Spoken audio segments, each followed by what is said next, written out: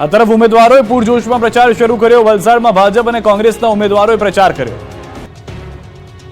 વલસાડ લોકસભા બેઠક પર ભાજપ અને કોંગ્રેસના ઉમેદવાર દ્વારા પૂરજોશમાં પ્રચાર શરૂ કરી દેવામાં આવ્યો છે। ભાજપના ઉમેદવાર ધવલ પટેલ અને કોંગ્રેસના ઉમેદવાર આનંદ પટેલ બંને ઉમેદવારો જિલ્લાના વિવિધ વિસ્તારોમાં ચૂંટણી પ્રચાર કરી રહ્યા છે। જોકે ભાજપ અને કોંગ્રેસ બંને પાર્ટીના ઉમેદવારો એક જ ગામમાં પહોંચ્યા હતા, જ્યાં ભાજપ અને કોંગ્રેસ બંને પક્ષો દ્વારા તેમના ઉમેદવારનું સ્વાગત કરવામાં આવ્યું। વલસાડના કપરાડાના નાના પોંઢામાં ભાજપ ઉમેદવાર ધવલ પટેલ પહોંચતા કપરાડાના ધારાસભ્ય જીતુભાઈ પટેલ અને ભાજપના કાર્યકર્તાઓ અને અગ્રણીઓએ મોટી સંખ્યામાં ઉપસ્થિત રહી અને ધવલ પટેલનું ભવ્ય સ્વાગત કર્યું। બીજી બાજુ કોંગ્રેસના ઉમેદવાર આનંદ પટેલ પણ નાના પોંઢા પહોંચ્યા, જ્યાં કપરાડા તાલુકા કોંગ્રેસના આગેવાનો અને કાર્યકર્તાઓએ આનંદ પટેલનું ભવ્ય સ્વાગત કર્યું। આ પ્રસંગે વલસાડ જિલ્લા કોંગ્રેસ પ્રમુખ દિનેશ પટેલ, કોંગ્રેસના ઉમેદવાર આનંદ પટેલ સહિત કોંગ્રેસના અગ્રણીઓ અને કાર્યકર્તાઓ પણ મોટી સંખ્યામાં ઉપસ્થિત રહ્યા હતા। ચૂંટણીની તારીખો જાહેર થઈ તો આ તરફ કોંગ્રેસમાં હજુ પણ ભંગાણ યથાવત છે। સુરેન્દ્રનગરના વઢવાણ માર્કેટિંગ યાર્ડ ખાતે મેં હું મોદી કા પરિવાર ભાજપનો કાર્યક્રમ યોજાયો। કાર્યક્રમમાં મોટી સંખ્યામાં કાર્યકરો અને આગેવાનો જોડાયા। કોંગ્રેસ તેમજ આમ આદમી પાર્ટીના હોદ્દેદારો, આગેવાનો સહિત અંદાજે 500થી વધારે લોકોએ ભાજપનો કેસ ધારણ કર્યો। આ કાર્યક્રમમાં નાયબ મુખ્ય દંડક જગદીશભાઈ મકવાણા, જિલ્લા ભાજપ પ્રમુખ હિતેન્દ્રસિંહ ચૌહાણ અને હિમાંશુભાઈ વ્યાસ સહિતના આગેવાનોએ તમામ કાર્યકરોનું સ્વાગત કર્યું। મોટી સંખ્યામાં કોંગ્રેસ અને આમ આદમી પાર્ટીના હોદ્દેદારો અને આગેવાનો ભાજપમાં જોડાતા સ્થાનિક રાજકારણમાં ગરમાવો આવ્યો। આ તરફ પોરબંદર કોંગ્રેસમાં પણ ભંગાણ થયું। પોરબંદર યુવક કોંગ્રેસના મંત્રીએ રાજીનામું આપી દીધું। તીર્થરાજ બાપોદરાએ કોંગ્રેસનો હાથ છોડતા પોરબંદર કોંગ્રેસમાં મોટું ગાબડું પડ્યું। તેઓ આગામી સમયમાં ભાજપમાં જોડાય તેવી શક્યતા છે। અર્જુન મોઢવાડિયાના કોંગ્રેસમાંથી રાજીનામા બાદ પોરબંદર જિલ્લામાં કોંગ્રેસમાંથી રાજીનામાનો દોર યથાવત રહ્યો છે। ભાજપ પ્રદેશ અધ્યક્ષ સી.આર. પાટીલનો આજે જન્મદિવસ। ભાજપના નેતાઓ અને હોદ્દેદારોએ શુભકામના પાઠવી। ગુજરાતની રાજનીતિના ચાણક્ય અને ભારતીય જનતા પાર્ટીના સેનાપતિ સમાન પ્રદેશ અધ્યક્ષ સી.આર. પાટીલ તેમનો 70મો જન્મદિવસ ઉજવી રહ્યા છે। સુરતમાં મોટી સંખ્યામાં ભાજપના નેતાઓ તેમજ હોદ્દેદારો શુભકામના પાઠવવા તેમના નિવાસસ્થાને પહોંચ્યા।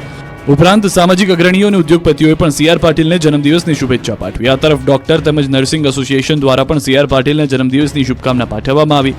મોટી સંખ્યામાં લોકો શુભેચ્છા આપવા આવી પહોંચતા સી.આર. પાટીલના નિવાસસ્થાને તહેવાર જેવો માહોલ જોવા મળ્યો। સુરત મહાનગરપાલિકાના હોદ્દેદારો તેમજ ધારાસભ્યો પણ જન્મદિવસની શુભકામના પાઠવવા સી.આર. પાટીલના નિવાસસ્થાને પહોંચ્યા।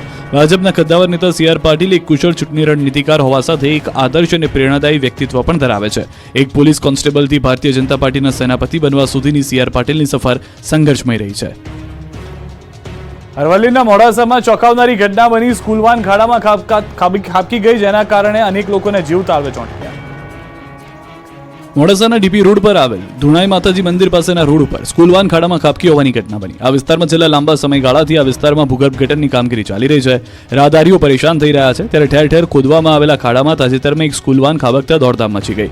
વાનમાં સવાર 5 જેટલા વિદ્યાર્થીઓ સમય સૂચકતા વાપરી નીચે ઉતરી જતા જાનહાનિ ટળી હતી। જોકે બનાવ અંગેની જાણ થતાં જ સ્થાનિકો ઘટના સ્થળે દોડી આવ્યા। મહત્વનું છે કે મંથર ગતિએ ચાલતા ખોદકામને લઈને સ્થાનિકોમાં પણ આક્રોશ જોવા મળ્યો। ખાડામાં ઉતરી પડેલી સ્કૂલ વાનને ક્રેનની મદદથી બહાર કાઢવાની ફરજ પડી। સાથે જ સત્વરે આ મહાકાય ખાડાઓને પૂરવામાં આવે તેવી લોક માંગ ઉઠી રહી છે। આ સમગ્ર ઘટનાનો વિડીયો વાયરલ થઈ રહ્યો છે। વડોદરામાં એક ફ્લેટ નમી પડતા અફરાતફરી મચી ગઈ। ઇમારતના પાયામાં સર્જાયું ભંગાણ। ભાયલી રોડ પર આવેલો સિદ્ધિવિનાયક ફ્લેટ અચાનક નમી પડતા રહીશોમાં ફફડાટ ફેલાયો। ફ્લેટ નમી પડવાની ઘટનાથી આસપાસના વિસ્તારોમાં પણ ચકચાર મચી ગઈ। ઘટનાની જાણ થતાં ફાયર વિભાગની ટીમ અને પોલીસ કાફલો પહોંચી ગયો અને આ ફ્લેટમાં વસવાટ કરતા 300થી વધારે લોકોને સલામત સ્થળે ખસેડી લીધા। સ્થાનિકોનો આક્ષેપ છે કે બાજુમાં કન્સ્ટ્રક્શન સાઇટનું કામ ચાલતું હતું, ત્યારે અચાનક જ ફ્લેટ નમી ગયો હતો, જેનાથી ભયનો માહોલ ફેલાયો। ફ્લેટ ખાલી કરાવાતા ફ્લેટમાં રહેતા 48 પરિવારો બેઘર બન્યા છે। આ ઘટનાને પગલે સ્થાનિકોમાં ભારે રોષ જોવા મળી રહ્યો છે। આ મામલે સ્થાનિકો બિલ્ડરને જવાબદાર ગણાવી રહ્યા છે। સ્થાનિકોનું કહેવું છે કે બિલ્ડરે ખોદકામ કરતા પહેલા અમને જાણ કરી ન હતી। આ અંગે તેઓએ અવારનવાર બિલ્ડરને રજૂઆત કરી હતી, તેમ છતાં કોઈ નિરાકરણ ન આવ્યું અને આખરે ફ્લેટ નમી પડતા 300થી વધુ લોકોના જીવ તાળવે ચોંટી ગયા। સમગ્ર ઘટનાની જાણ નિર્ભયતા શાખાને કરવામાં આવી છે। નિર્ભયતા શાખાના રિપોર્ટ બાદ આગળની કાર્યવાહી કરવામાં આવશે।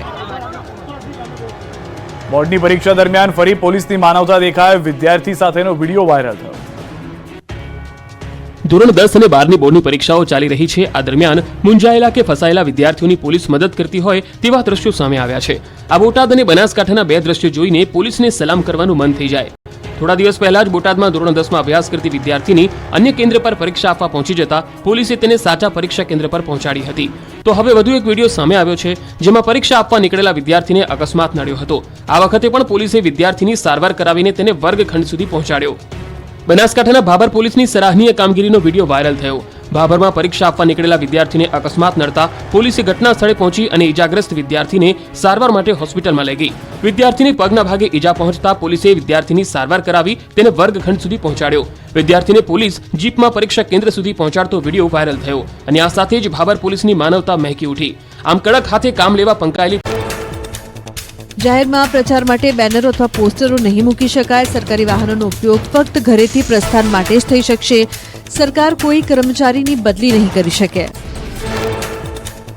ચૂંટણી પ્રચાર માટે કોઈ પણ ધાર્મિક સ્થળનો ઉપયોગ નહીં કરી શકાય. ચૂંટણી રેલી સભા કરવા માટે પોલીસની મંજૂરી લેવી પડશે. રાત્રે 10 થી સવારે 6 વાગ્યા સુધી પ્રચારમાં ડીજેનો ઉપયોગ નહીં કરી શકાય. લોકસભાની ચૂંટણીમાં દેશમાં કુલ 96 કરોડ 85 લાખથી વધુ મતદારો કરશે મતદાન. 1 એપ્રિલ સુધી મતદાતાઓની યાદી અપડેટ થશે. દેશમાં 49 કરોડ 70 લાખ પુરુષ અને 47.1 કરોડ મહિલા મતદાતા નોંધાયા. દિવ્યાંગ મતદાર 88 લાખ 24 હજારથી વધુ. 100 વર્ષથી વધુની ઉંમર ધરાવતા 2 લાખથી વધુ મતદારો.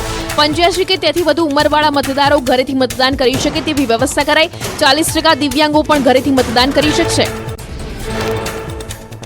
લોકસભાની ચૂંટણી જાહેર થતા પીએમ મોદીએ ટ્વીટ દ્વારા લખ્યું કે લોકશાહીનો સૌથી મોટો તહેવાર શરૂ થઈ ગયો છે. ચૂંટણી પંચે 2024ની લોકસભા ચૂંટણીની તારીખો જાહેર કરી દીધી છે. ભાજપ એનડીએ ચૂંટણીઓ લડવા માટે સંપૂર્ણ રીતે તૈયાર છે. વધુમાં પીએમ મોદીએ લખ્યું કે સુશાસન અને જાહેર સેવાના અમારા ટ્રેક રેકોર્ડના આધારે અમે લોકોની વચ્ચે જઈશું. મને પૂરો વિશ્વાસ છે કે અમને સતત ત્રીજી વખત 140 કરોડ પરિવારના સભ્યો અને 96 કરોડથી વધુ મતદારોનો સંપૂર્ણ સ્નેહ અને આશીર્વાદ મળશે. લોકસભા ચૂંટણીની જાહેરાત બાદ ગુજરાત ચૂંટણી પંચ એલર્ટ મોડમાં. રાજ્યમાં ચૂંટણીની આચારસંહિતાના ચુસ્ત પાલન માટે સજ્જ. ગુજરાતના મુખ્ય ચૂંટણી અધિકારી પી ભારતીએ આપ્યું નિવેદન. રાજ્યમાં 26 લોકસભા બેઠકો અને 5 વિધાનસભા બેઠકોની પેટા ચૂંટણી થશે. લોકસભા ચૂંટણીની જાહેરાત બાદ ભાજપ પ્રદેશ અધ્યક્ષ સી.આર. પાટીલનું નિવેદન. તેમણે કહ્યું કે તમામ 26 બેઠક પર ભાજપ 5 લાખની લીડથી જીતશે. ત્રીજી વાર પીએમ બનવા જઈ રહ્યા છે નરેન્દ્ર મોદી. ગાંધીનગરમાં કમલમ ખાતે મુખ્યમંત્રી ભૂપેન્દ્ર પટેલે યોજી બેઠક. 1.5 કલાક ચાલેલી બેઠકમાં પાર્ટીના કાર્યકર્તાઓ રહ્યા હાજર. પાર્ટીના આગેવાનો અને કાર્યકરો સાથે સીએમએ કરી ચૂંટણીલક્ષી ચર્ચા. ચૂંટણીની જાહેરાત સાથે રાજકીય ચહેલપહેલ તેજ થઈ. ભાજપના કાર્યાલયમાં તેજ ચહેલપહેલ જોવા મળી. કમલમમાં નેતાઓનો જમાવડો જોવા મળ્યો. ચૂંટણીની જાહેરાત સાથે રાજકીય ચહેલપહેલ તેજ. આપના નેતા ઈસુદાન ગઢવી ગોપાલ ઇટાલિયા પહોંચ્યા રાજીવ ગાંધી ભવન. આપ અને કોંગ્રેસના નેતાઓ વચ્ચે બેઠક યોજાઈ.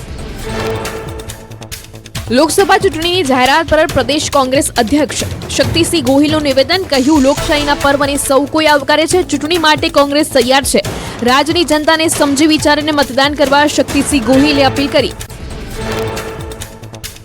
વિસાવદરમાં પેટા ચૂંટણી જાહેર ન થતા રોષ. વિસાવદર તાલુકા કોંગ્રેસ પ્રમુખ આકરા પાણીએ જોવા મળ્યા. કરસન વડોદરિયાએ કહ્યું ભાજપ હારના ભયથી પેટા ચૂંટણી મુલતવી રાખી રહી છે. મહેસાણા જિલ્લામાં રાજકીય બેનરો ઉતારવાની કામગીરી કરાઈ. આચારસંહિતા લાગુ થતા બેનરો હટાવાયા. ઊંઝા સહિત વિવિધ જગ્યાએથી સરકારી બોર્ડ ઉતારવાની કામગીરી કરાઈ. લોકસભા ચૂંટણી જાહેર થતા મોરબીમાં આચારસંહિતા લાગુ. કલેક્ટરની સૂચના બાદ તંત્ર કામે લાગ્યું. જિલ્લાના અલગ અલગ વિસ્તારોમાં બેનર ઉતારવાની કામગીરી શરૂ કરાઈ. ચૂંટણીની જાહેરાત બાદ આચારસંહિતાને લઈને વડોદરા તંત્ર સજ્જ. પદાધિકારીઓની ગાડીઓ જમા કરાઈ. મેયર પણ ગાડીનો નહીં કરી શકે ઉપયોગ. રાજકીય બેનરો હટાવવા તંત્ર કામે લાગ્યું. ભાવનગરમાં લોકસભાની ચૂંટણી માટે તૈયારીઓનો ધમધમાટ. આચારસંહિતા લાગુ થતા મહાનગરપાલિકાનું તંત્ર હરકતમાં આવ્યું. શહેરમાં વિવિધ સ્થળો પર બેનરો અને પોસ્ટરો હટાવાયા. પદાધિકારીઓના વાહનો પણ થયા જમા. સંઘ પ્રદેશ દમણ દીવ અને દાદરાનગર હવેલીમાં પ્રશાસન ચૂંટણી મોડમાં આવ્યું. ચૂંટણીની જાહેરાત થતા આચારસંહિતા લાગુ કરાઈ. શહેરમાં વિવિધ સ્થળો પર લગાવેલા બેનરો અને પોસ્ટરો હટાવાયા. પ્રધાનમંત્રી મોદીએ તેલંગાણામાં ગજવી સભા. નગર કુર્નૂલમાં ભાજપના લોકસભા ઉમેદવાર માટે કર્યો પ્રચાર. સભામાં મોટી સંખ્યામાં જનમેદની ઉમટી. પીએમ મોદી દેશવાસીઓને પોતાનો પરિવાર ગણાવ્યો. પ્રધાનમંત્રી મોદીએ કહ્યું કોંગ્રેસ અને બીઆરએસે મળીને તેલંગાણાના વિકાસના દરેક સપના તોડી નાખ્યા. હવે તો તેલંગાણા કોંગ્રેસના હાથમાં છે. કહ્યું બીઆરએસમાંથી છૂટીને કોંગ્રેસના હાથમાં આવતા કૂવામાંથી ખાઈમાં પડ્યા જેવી સ્થિતિ થઈ. પીએમ મોદીએ નવું ચૂંટણી કેમ્પેન લોન્ચ કર્યું. મેં મોદી કા પરિવાર હું કેમ્પેન લોન્ચ કર્યું. પીએમ મોદીએ કેમ્પેનનો વિડીયો પોસ્ટ કરીને લખ્યું કે મારું ભારત મારો પરિવાર. તો 2019માં પણ પીએમ મોદીએ મેં ચોકીદાર હું કેમ્પેન લોન્ચ કર્યું હતું. સુપ્રસિદ્ધ ગાયિકા અનુરાધા પોડવાલે કર્યા કેસરિયા લોકસભા ચૂંટણીને લઈને ભાજપ સોંપી શકે છે મોટી જવાબદારી. અનુરાધા પોડવાલને સ્ટાર પ્રચારક તરીકે ઉતારી શકે મેદાને.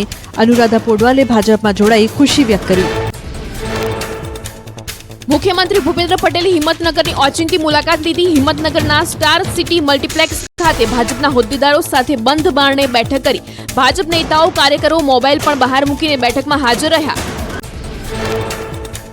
પરસોત્તમ રૂપાલાએ લીધી વાંકાનેરની મુલાકાત. જડેશ્વર મહાદેવ મંદિરે શીશ ઝુકાવી મેળવ્યા આશીર્વાદ. માલધારી સમાજે પરસોત્તમ રૂપાલાને પાઘડી પહેરાવીને કર્યું ભવ્ય સ્વાગત.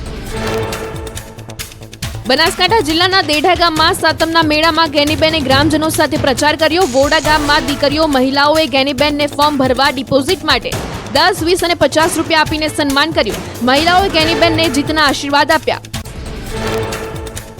લોકસભા ચૂંટણી જાહેર થતા રાજકોટમાં ભાજપે વ્યક્ત કર્યો જીતનો વિશ્વાસ. ભાજપ નેતા રાજુ ધ્રુવે કહ્યું, અબકી બાર 400 પાર જઈશું કેમ કે મતદારોનું મન ભાજપ સાથે છે. જંગી બહુમતી સાથે ગુજરાત સહિત સૌરાષ્ટ્રની તમામ બેઠકો પર જીતનો વિશ્વાસ વ્યક્ત કર્યો. સંઘ પ્રદેશ દાદરાનગર હવેલી લોકસભા બેઠકના ઉમેદવાર કલાબેન ડેલકર વિધિવત રીતે ભાજપમાં જોડાયા. કલાબેન સાથે તેમના પુત્ર અભિનવ ડેલકર અને મોટી સંખ્યામાં સમર્થકો કાર્યકરો ભાજપમાં જોડાયા. સેલવાસના અટલ ભવન પર યોજાયો હતો કાર્યક્રમ. ભાજપના પ્રભારી પૂર્ણેશ મોદી, પ્રદેશ પ્રમુખ દીપેશ ટંડેલ અને પૂર્વ સાંસદ નટુભાઈ પટેલ હાજર રહ્યા. કલાબેન અને તેમના સમર્થકો શક્તિ પ્રદર્શન કરી પહોંચ્યા હતા ભાજપ કાર્યાલય. લોકસભા ચૂંટણીને લઈને જૂનાગઢમાં તૈયારીઓ પૂર્ણ. જિલ્લા કલેક્ટરે આપી ચૂંટણી તૈયારીઓની માહિતી. મતદાન માટે જિલ્લામાં 1334 કુલ મતદાન મથક ઊભા કરાશે. મતદાતાઓને અચૂક મતદાન કરવા કલેક્ટરની અપીલ. અટક વિવાદ પર સાબરકાંઠામાં ભાજપના ઉમેદવાર ભીખાજી ઠાકોરે કરી સ્પષ્ટતા. કહ્યું, હું ઠાકોર જ છું. ઠાકોર કોમ્યુનિટીના લોકો ડામોર લખાવતા હોય તેવા 50,000થી વધુ મતદારો હોવાનો પણ દાવો કર્યો. સાથે જ વિપક્ષ ખોટો પ્રચાર કરી રહ્યા હોવાનો આરોપ લગાવ્યો.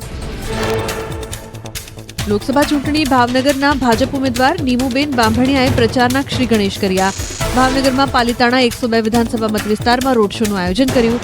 કેન્દ્રીય મંત્રી મનસુખ માંડવિયા સહિત મોટી સંખ્યામાં કાર્યકરો સમર્થનમાં જોડાયા. વલસાડ બેઠકમાં ભાજપના ઉમેદવાર ધવલ પટેલે શરૂ કર્યો પ્રચાર. વાપીમાં કાર્યકરોએ ધવલ પટેલનું કર્યું ભવ્ય સ્વાગત. મંત્રી કનુભાઈ દેસાઈ પણ ચૂંટણી પ્રચારમાં જોડાયા. જંગી બહુમતીથી જીતવાનો વિશ્વાસ